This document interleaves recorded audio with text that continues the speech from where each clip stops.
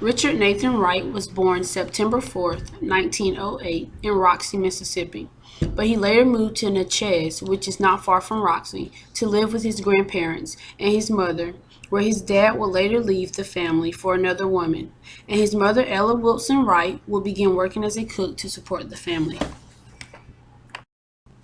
Richard Wright published his first short story at the age of 16.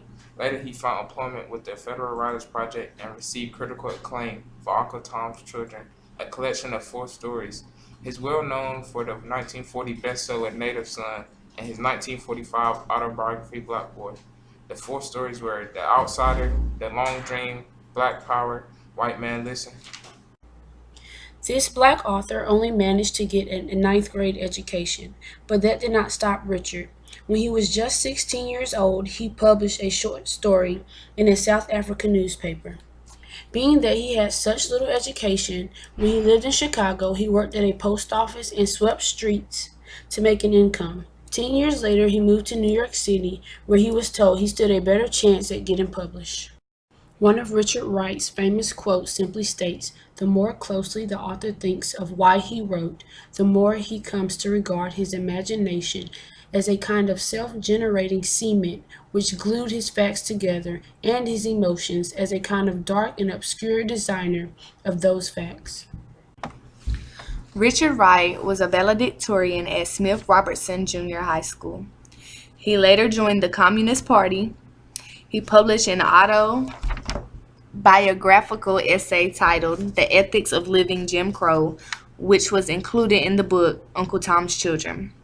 Native Son was the first best-selling novel by a Black American writer and sold 215,000 copies in 3 weeks. Wright, his second wife, and daughter moved to France, Paris in the 1950s. He wrote several novels, but none were a success. In 1960, he moved to England but wasn't happy. He fell ill and moved back to Paris, entered a hospital on November 25th, and died 3 days later. The American Negro writer died of a heart attack on the 29th day of November in Paris. Sadly, he was only 52 years old. According to his friends, he found here in Paris, France, a greater degree of freedom from his discrimination against members of his race than in his own homeland. One morning, my mother told me there was no food for breakfast. I knew that the city had opened relief stations, so I put on my hat and coat and went out. I rode in zero weather for miles in open trucks, then spaded the frozen earth for 8 hours, only to ride home again in the dark. A strange emotional peace had come to me. I knew that my life was cast with the men with whom I worked, slow, plodding, inarticulate men, workers all.